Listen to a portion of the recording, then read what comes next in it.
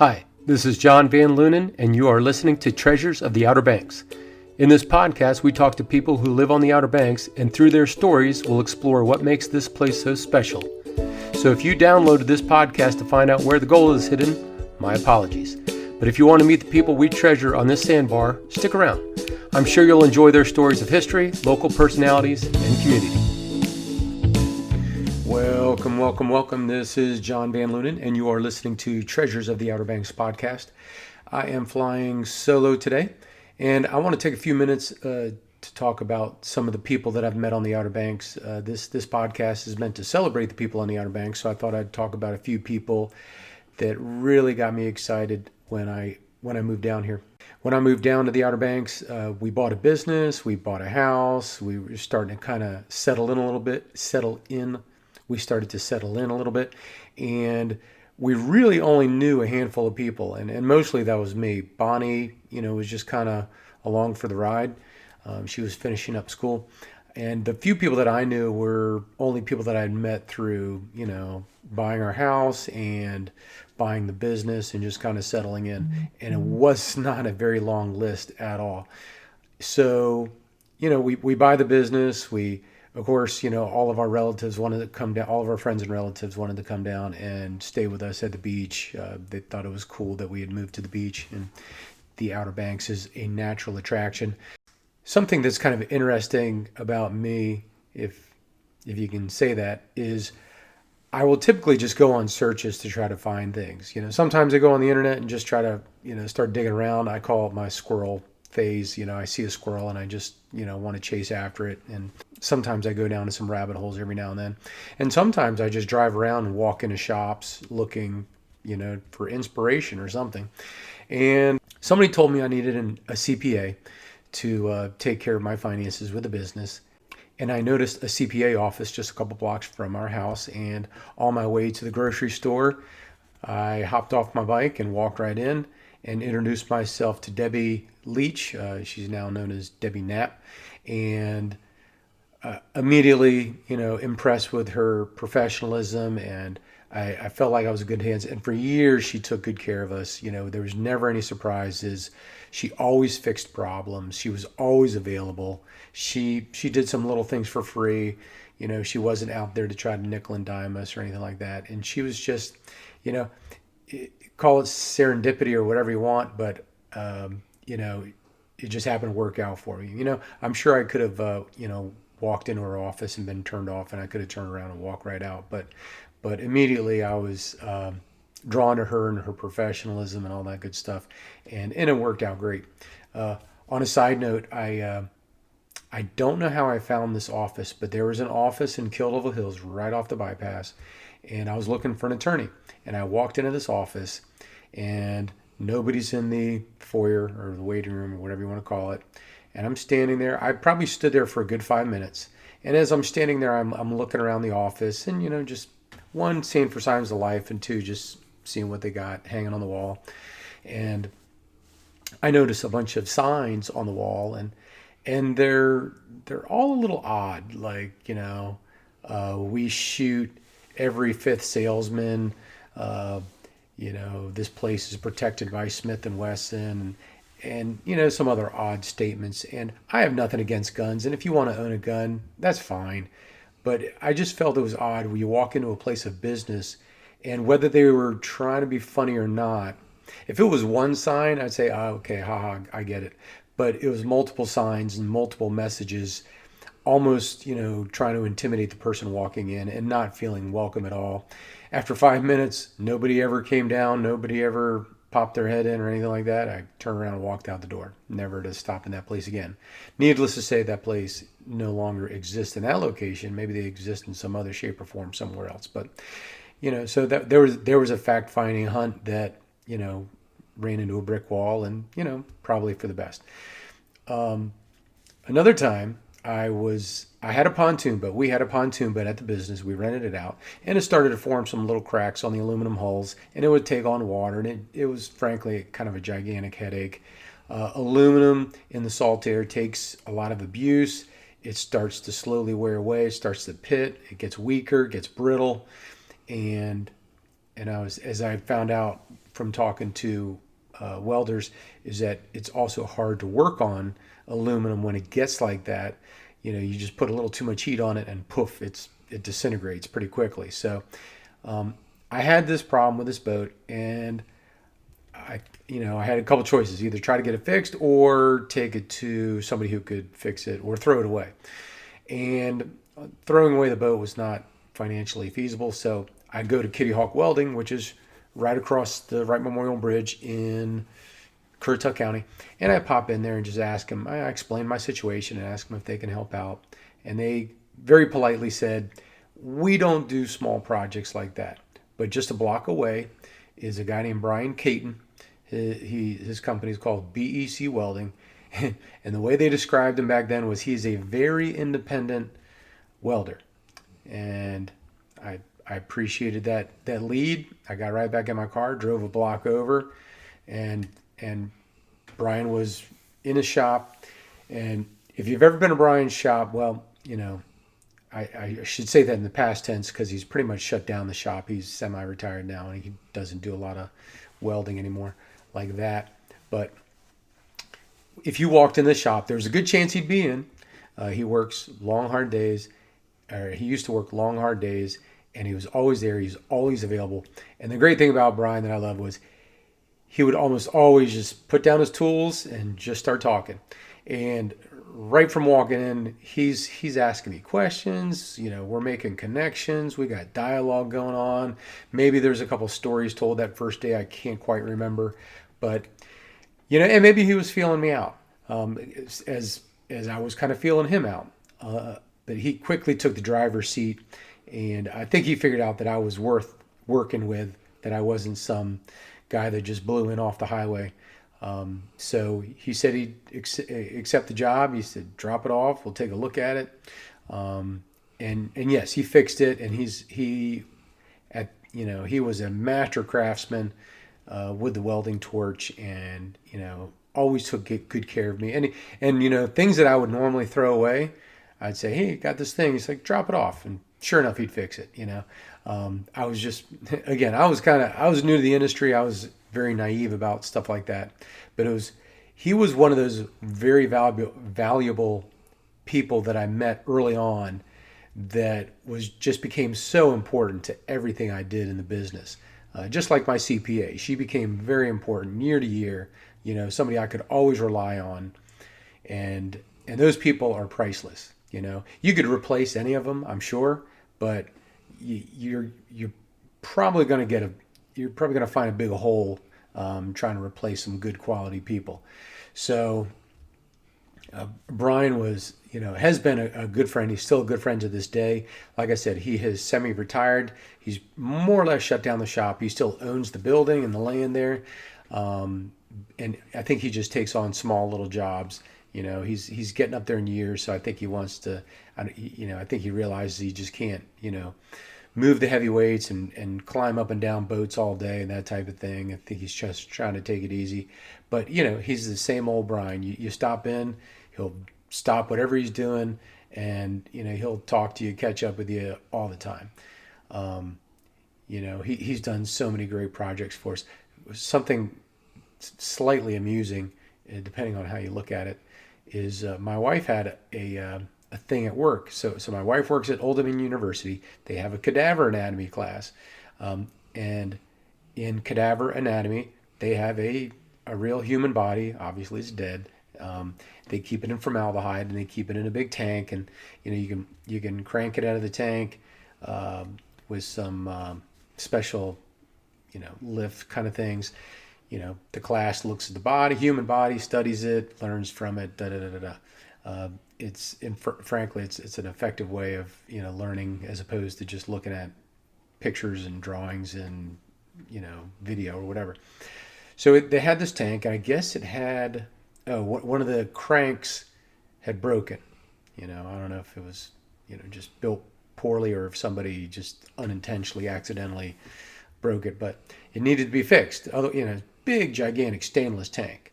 Holds a human body and all gallons and gallons of formaldehyde, so not easily replaceable.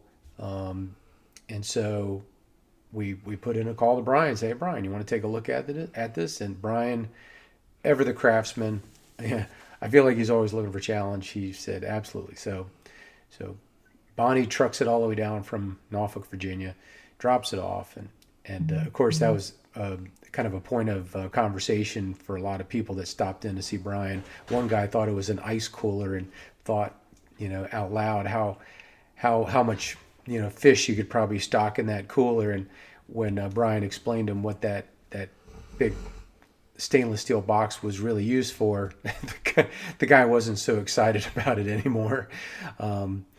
I think he kind of scooched away a little bit. He didn't want to be associated with too closely. But Brian did get it fixed. Worked like a champ, saved the university some money. Once again, he was the hero. So, and the cool thing about Brian, which always impressed me, was he was a master of everything. I mean, he's a licensed builder. He's a gunsmith, woodworker. I think he used to make some surfboards, and of course his welding. I mean, he mostly specializes in T-tops, ladders, and that type of thing for larger boats and stuff.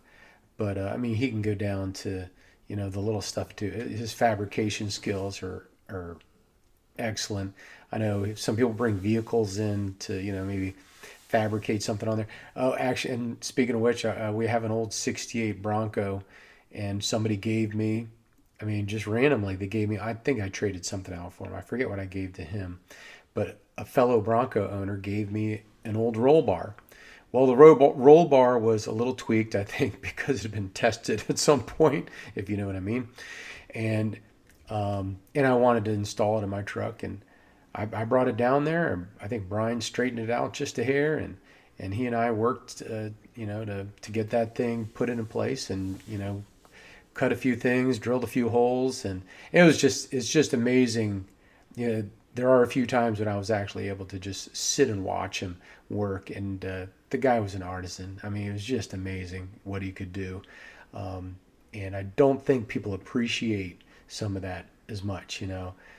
It's hard to look at a plumber and say, wow, he's an artisan, but somebody who can almost make something from scratch, like a welder, a builder, any kind of fabricator like that, are just amazing to me.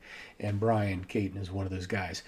Trying to think what else he fixed, helped fix for me, but he's done a lot of work. He's worked on parasail boats and all kinds of things.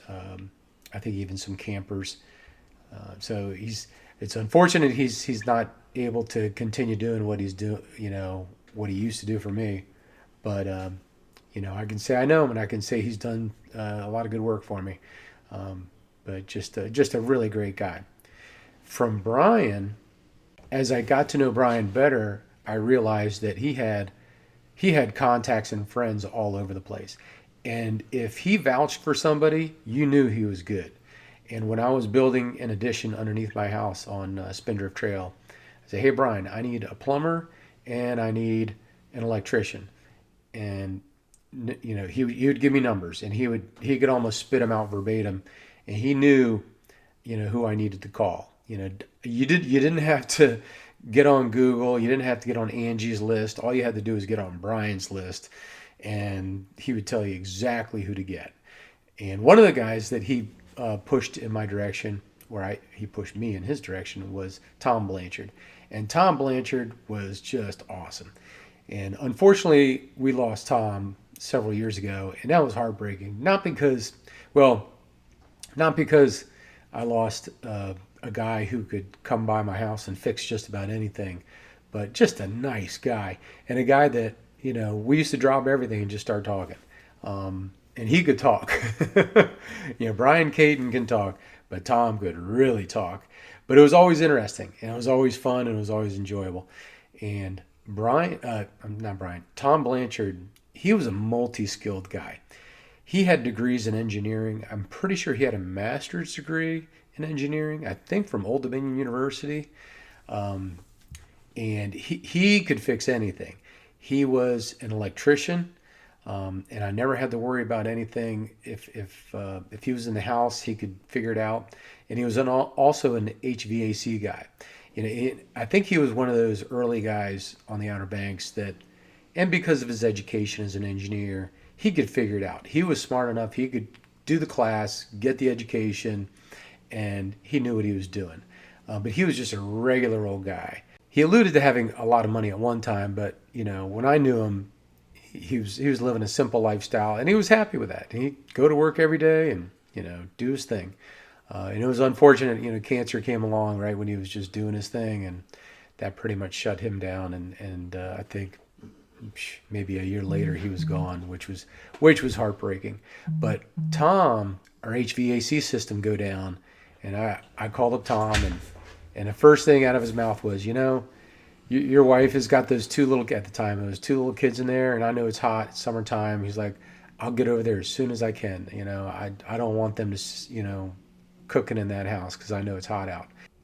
His concern for us definitely reverberated for me, and it just showed you what a kind-hearted guy he was. He was always looking out for people.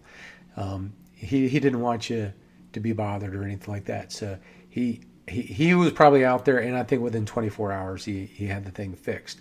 Another time we had a HVAC system. We had two heat pumps. So, one went out one year, and I think it was a year and a half later, the other one went out.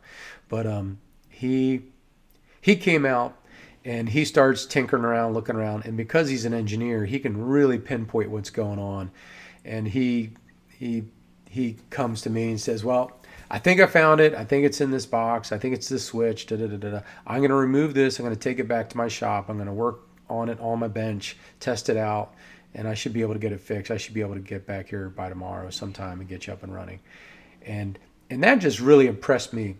Again, as not so much as an artisan, but just as from an engineering standpoint. Here was a guy that, he probably could have charged me a lot more. He probably could have sold me on replacing bigger stuff, but he got it pinpointed down to just a switch, and he tested it out, got the replacement, brought it back, and plugged it in, and for a fraction of the cost, we were back up and running again. And that really impressed me. I should take a moment to say that I've dealt with, and ever since Tom passed away, I've had to deal with several other HVAC companies, and I don't want to throw people under the bus, but I'll just say this. This is my 10,000 foot observation, and that is a lot of these HVAC companies, they seem really eager to sell you a whole new heat pump when you don't absolutely need a whole new heat pump. It's like they don't want to go through the hassle of trying to fix the problem when they can make a lot more money just selling you a whole new HVAC system. And that kind of irks me. It's like, give me some value here. Just I'm willing to pay you for your work. Just come out here and do some work. And that's what always impressed me with Tom, because being an engineer, he could fix things, and he took good care of us for a long time. So I'm putting in this addition underneath my house, and I don't remember the exact sequence of events, but I paid a company to install the outlets, and I must have paid somebody to put up some sheetrock. Although that sounds kind of odd. I don't know why I would pay somebody else to do that, because I'm fully capable of hanging sheetrock. But they must have hung up the sheetrock, and they covered every single outlet. Except one, I should say. Except one outlet. They covered every outlet except for one. And so I called Tom Blanchard, and I'm like, hey, so I got this issue. Son of a gun. He comes in there, and he brought this little metal rod, and it must have been pretty stiff, because he would just go to the wall and poke a hole, and he would hit these outlets almost every single time. And if he didn't hit one, he'd just, we could just spackle over that little tiny hole. It wasn't a big deal. But he said, I have a good idea where these guys are going to put their outlets. So I just started with one, and then you just go, code usually means you're typically going to go over, every, I don't know, 8 feet or something like that, put another outlet, and he found all the outlets, and we were able to cut holes. Maybe he may have cut the holes because he knows how to do that stuff a lot better than I do, but we were able to find the outlets, and I was actually able to plug in stuff in my addition there. So just again, just a clever skill.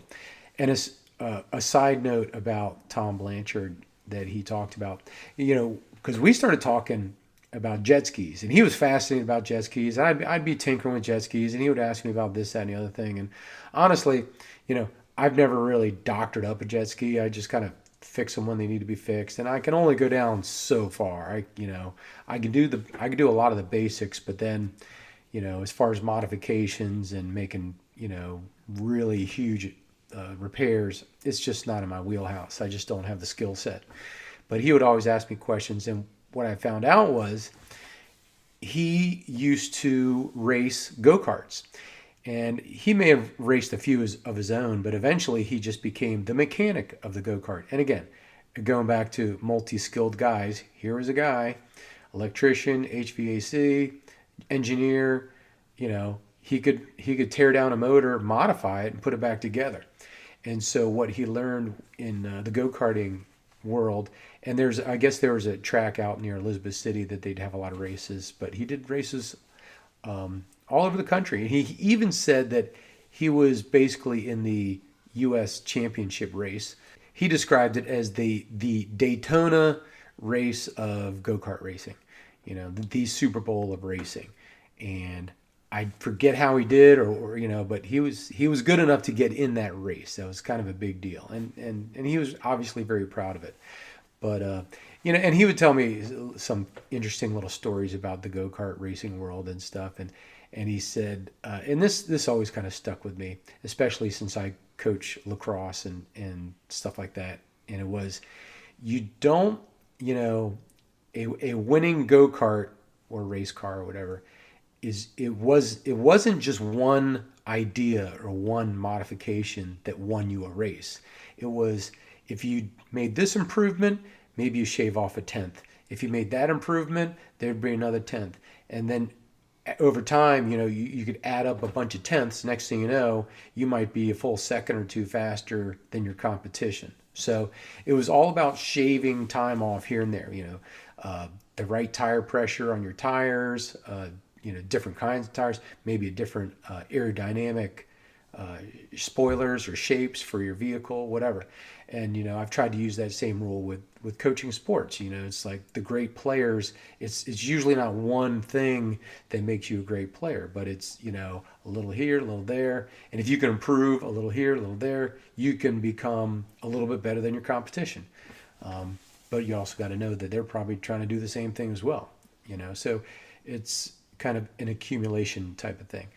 And I thought that was a powerful lesson, and it was just always interesting to hear him talk about that.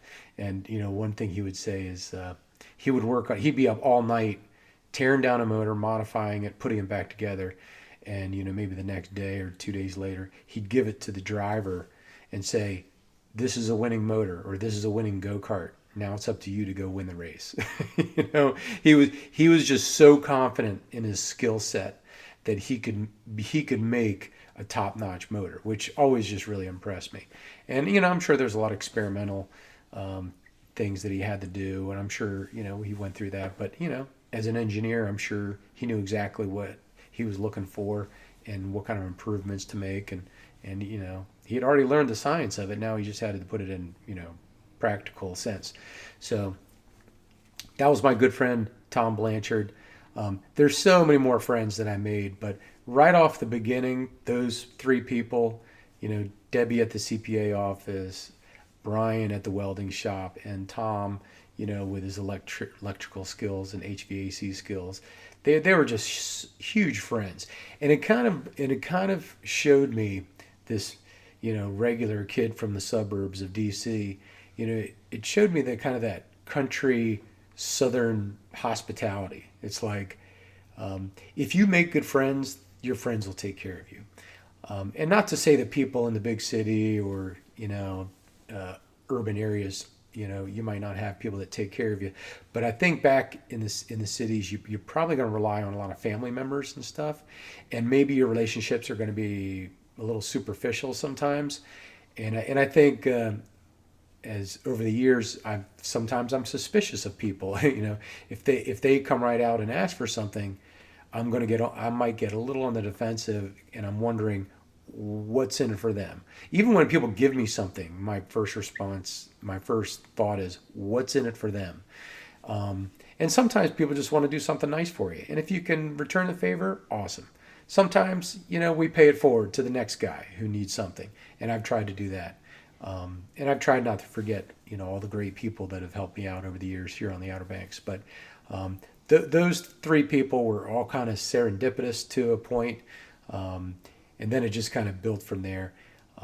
So proud to call them friends, so proud to have known them, so proud to have worked with them, and so thankful for all that they've done for me. That's all for today. I hope you enjoyed this talk. I hope you share this podcast with others. Maybe you got something out of it. If you have any requests, you want to hear about anything in particular, please let me know. Happy to share those thoughts with you. We'll be back next week with more stuff. And until then, have a good one. Thanks for listening to the show, and I hope you enjoyed these stories. I think the Outer Banks is a special place, and sharing it with other people who love the Outer Banks is a real privilege for me. If you have a specific topic you'd like to hear or a specific person, please leave a note in the comments and I'll see what I can do. Remember, if you want to find treasure on the Outer Banks, just talk to a local.